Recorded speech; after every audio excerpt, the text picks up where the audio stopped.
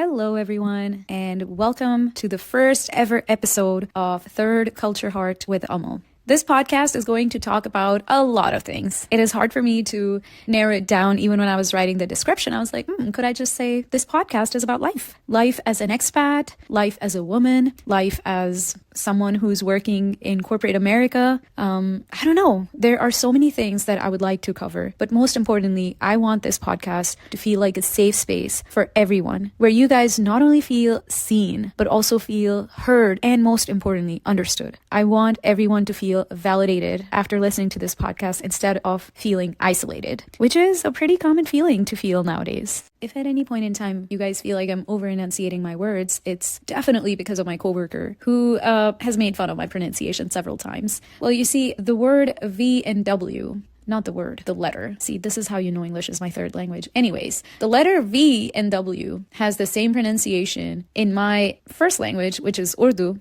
We use the letter vowel, which is pronounced W, like a W sound, and we use that interchangeably for V and W sounds. So I was 20-some years old when I was told that there's a difference in pronunciation of V's and W's, which made me super conscious of making sure that I get it right. And I thought I was getting it right until one day at work, I said something and I got it wrong, and my coworker just laughed in my face. And I don't think she meant it in a mean way. I think she's just not emotionally cognizant of the fact that, I don't know, people like me could take offense to it, and maybe it could impact their English speaking skills and the level of confidence attached to it. Anyways, before I start rambling about work, I want to quickly and briefly introduce myself. So my name is Amal, born and raised in Lahore, Pakistan. Lahore, jinne Lahore nahi vekhe aur jamia nahi. So my Lahoris out there would know what I'm saying. But to those who do not speak Urdu or Punjabi, I just said Lahore is Lahore,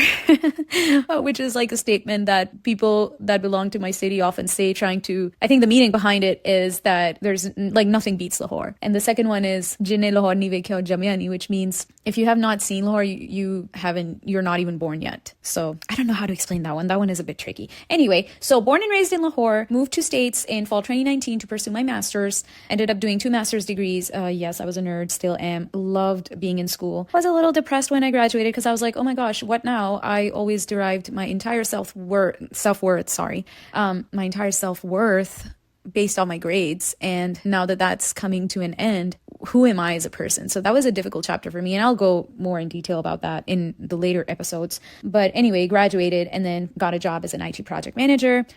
Really love what I do. I thoroughly enjoy it. I think I'm someone who's very type A, try to stay organized, try to plan ahead, and now I get to do that for a living and get paid for it. So I love it. And along with that, I'm someone who also enjoys being outdoors, going for hikes, for walks, just being out in the nature. I love sunsets, sunrises, watching the moon, the stars. Anything that has to do with the sky pretty much amazes me, and also makes me feel tiny at the same time, but in a good way, because I'm like, okay, the universe is massive. Whatever issues I have right now may seem huge to me, and I mean, they pretty much are. I'm not gonna invalidate that. But at the same time, if there's someone higher up there who is managing all of the world, the sky, the stars, and whatnot, he's definitely going to be able to take care of me and all the issues that I'm experiencing, and I'll get through it. So it gives me a sense of hope and peace. So that's, I think that's a lot about me. I'm going to stop right there. That's a lot of rambling about me, but let's get into the first episode. This first episode, I want to talk about this important topic, which is super, super close to my heart. And it seems like something that I've recently learned and come to terms with. It is difficult and opposing emotions can coexist. Yes, you heard that right. Let that sink in for a second. So what do I mean by that? I'm going to try to explain this concept with a bunch of examples and with this exercise. It's a visualization exercise. Okay, so first, let's talk about an example. Okay, I'll start off with an easy example. You and your friend are having a discussion and she is rude to you and says something extremely mean to you because she's going through a rough phase in life. I mean, we're all human beings, and I'm sure most of us have experienced a situation like this at some point in our lives. So yeah, at that moment, yes, you can have compassion and understanding and empathy for her. Sure. Again, I want you to think that having those human emotions for her does not mean you're abandoning yourself. So you can have compassion for her, but at the same time, you can also have compassion for yourself, that you do not deserve to be treated this way. And you can set that expectation with her and share how that experience made you feel too at a later time when she is more receptive to feedback. Oftentimes I've noticed like we try to oversimplify human emotions and try to put them in a black or white box, but honestly, we're all gray. We try to tell ourselves it's okay, she's going through something and suppress our true feelings in the moment, but at the cost of what? Resentment later on? Or we simply categorize our friend as a bad person based off of that one experience and fully distance ourselves. Again, our judgment about a relationship should not be based off on one experience.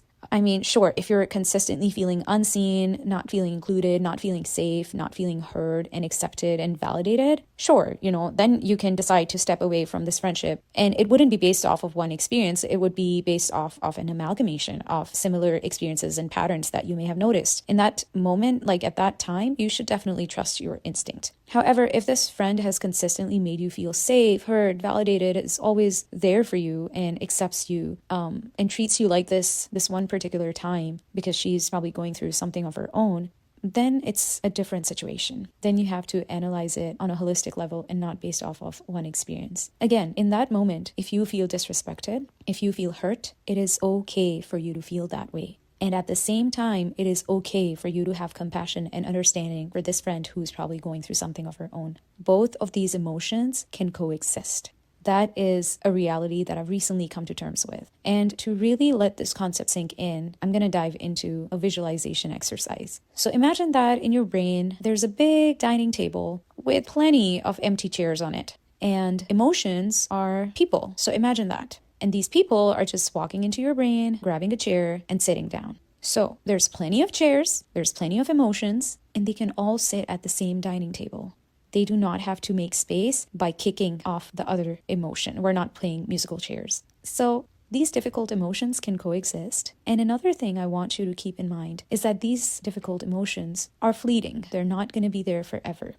Another example that we can talk about to fully grasp this concept is, having a difficult discussion or having an argument with your parents. So maybe you're trying to set a boundary with them and they're not fully understanding it. I mean, for South Asian parents, boundaries do not exist and boundaries are seen as a sign of disrespect. But for everyone else, it is pretty reasonable and actually absolutely necessary for you to set boundaries with your loved ones if you want to protect your well-being and still be able to stay connected with your loved ones. So let's say you're trying to set a boundary with your mother and she's not understanding it, and you understand that she, there's a generational gap. She doesn't really comprehend why you're trying to set that boundary. So you have compassion for her. But at the same time, you want to hold your truth and you want to hold your boundary to protect your mental well-being. Well, you have every right to do so.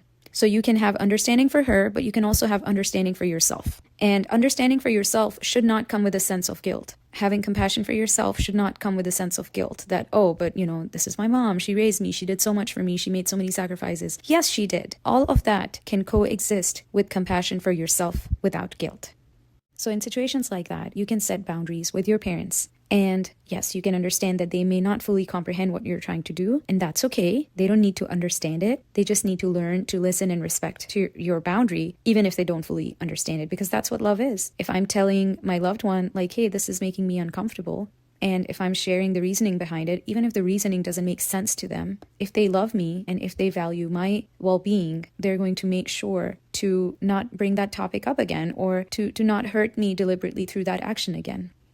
So I'm going to keep this first episode light and wrap up on that note. I'm sure you guys have plenty of your own personal experiences to share, and I'm really looking forward to listening to more about that. I'm going to add a Google Forms link in this podcast, and I'm going to make sure that it's anonymous, just so that, everyone can feel safe about sharing their experiences. And I would love to listen to your guys' experiencing of feeling conflicting emotions and then having them coexist.